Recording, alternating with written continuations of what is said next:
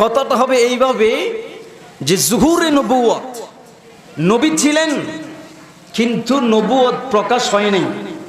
কথা বলেন, রসুল কি দুনিয়ায় এসে নবী হয়েছেন না আল্লাহর নবী হিসাবে রসুলকে পাঠিয়েছেন? একটু কথা বলতে হবে।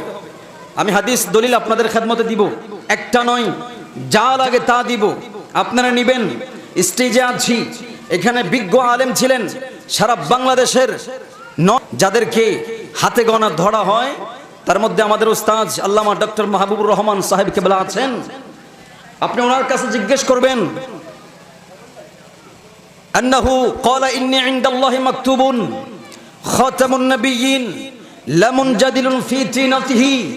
আল্লাহর হাবিব বলছেন, তখন আমি আল্লাহর দরবারে নবী ছিলাম যখন আদম নবী মাটি এবং খামিরের মধ্যে মিশ্রিত, তখন আমি আল্লাহর কাছে নবী। জোরে বলুন সুবহানাল্লাহ।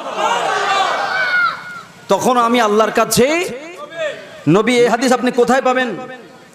তিরমিজি শরীফের মধ্যে পাবেন, বাবু ফাদাইলিন নবী সাল্লাল্লাহু আলাইহি ওয়াসাল্লাম অধ্যায়ের মধ্যে রয়েছে। শুধু তাই নয়, এই ব্যাপারে বলতে বলতে এক জায়গা নয়, দুই জায়গা নয়, হাদিস নোট করা হয়েছে।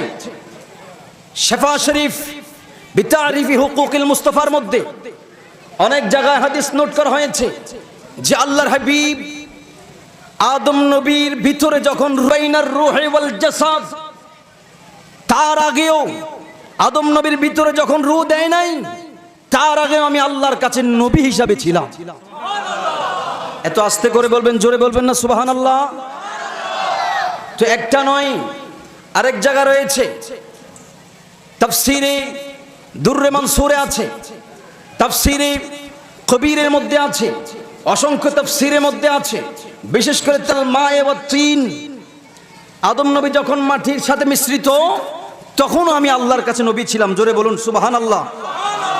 এখন আমার ভাই কি কারণে বলছে এটা আমি জানি না, তবে আমি ওনাকে জানার জন্য বলছি। সাহাবায়ে কেরাম রসুলকে প্রশ্ন করছেন, ইয়া রাসূলুল্লাহ, ইয়া হাবিবাল্লাহ, আপনার কাছে নবুয়ত কখন প্রকাশ পেয়েছে? ওয়াজাবাত লাকান নবুওয়া, ইয়া রাসূলুল্লাহ, আপনার কাছে কখন নবুয়তের প্রকাশ পেয়েছে? আল্লাহর হাবিব বলছেন, আমি তখনও নবী ছিলাম যখন আদম নবীকে আল্লাহ তৈরি করতেছেন। সুবহানাল্লাহ। এটা আওয়াজ দিয়ে বলুন না সুবহানাল্লাহ। জায়গার মধ্যে হাদিস বর্ণনা রয়েছে, রসুল পাকের শান ও মান যদি আপনি দেখতে চান, মিশকাত শরীফের শরহ মিরকাতের মধ্যে আল্লামা মুল্লা আলী কারি হানাফি উনি উল্লেখ করেছেন যে তোমরা যদি আল্লাহর নবীর শান দেখতে চাও তাহলে সেখানে মধ্যে পড়ো, রসুল পাককে এমন মর্যাদা আল্লাহ দিয়েছেন যা কোন নবী এবং রসুলকে আল্লাহ দেয় নাই। জোরে বলুন সুবহানাল্লাহ।